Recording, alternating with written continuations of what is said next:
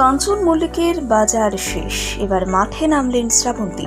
4 নম্বর বিয়ের বিরুদ্ধে অভিনেত্রী, 3টে বিয়ে 5টা প্রেমের পর আবার শুরু নতুন ইনিংস।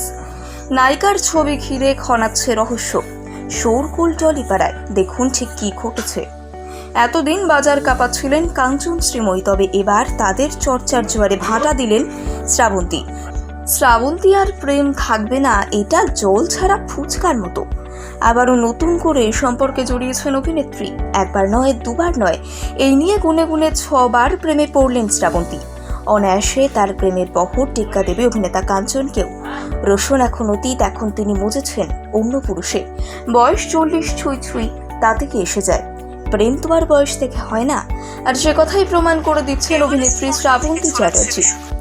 হঠাৎ করে বদলে গেছে রিলেশনশিপের ট্যাগ, সিঙ্গেল থেকে হয়ে উঠেছেন মিঙ্গেল। নতুন মানুষের সাথে নতুন ভাবে সম্পর্কে জড়িয়েছেন অভিনেত্রী। শ্রাবন্তী চ্যাটার্জির এই সম্পর্ক প্রকাশ্যে আসতেই শুরু হয়ে গিয়েছে জোর জল্পনা। নেট নাগরিকরা উঠে পড়ে লেগেছে ট্রোল করতে। তবে এখন প্রশ্ন হচ্ছে, কে এই নতুন প্রেমিক? কোথায় থাকেন তিনি? কি করেন? এমন সব প্রশ্ন জানতে চাইছে জনতারা। ঘটনার সূত্রপাত শ্রাবন্তীর একটা ছবিকে কেন্দ্র করে। সামাজিক মাধ্যমে চোখ রাখলে দেখা যাচ্ছে সেই ছবি, আর সেই ছবিতে দেখা গিয়েছে শ্রাবন্তী এবং তার নতুন প্রেমিককে। শাড়ি পরে রয়েছেন অভিনেত্রী এবং তার পাশে রয়েছেন নীল ব্লেজারে তার চর্চিত প্রেমিক। জানা গিয়েছে, যাকে নিয়ে তার সাথে বারবার নাম জড়ানো হচ্ছে, তিনি আর কেউ নন, পরিচালক শুভজিৎ মিত্র। জাতীয় পুরস্কারপ্রাপ্ত শুভজিতের সঙ্গে শ্রাবন্তীর সম্পর্কে রয়েছে এই কাহিনী আজকের নয়। একাধিকবার তাদের এই প্রেম জল্পনা নিয়ে ফিসফিসানি শোনা গিয়েছে। সম্প্রতি পরিচালক ব্যস্ত দেবী চৌধুরানীর প্রজেক্ট নিয়ে, আর এবার সিনেমায় মুখ্য চরিত্রে রয়েছেন শ্রাবন্তী। সিনেমা চলাকালীন গোটা দেবী চৌধুরানীর টিমকে নিয়ে একটা পার্টি আয়োজন করা হয়, যেখানে উপস্থিত হন অভিনেত্রী এবং পরিচালক শুভজিৎ মিত্র। পার্টির ফাঁকে একে অপরের সাথে ছবি তোলেন, আর সেই ছবি সামাজিক মাধ্যমে পোস্ট শুরু হতেই জোর জল্পনা।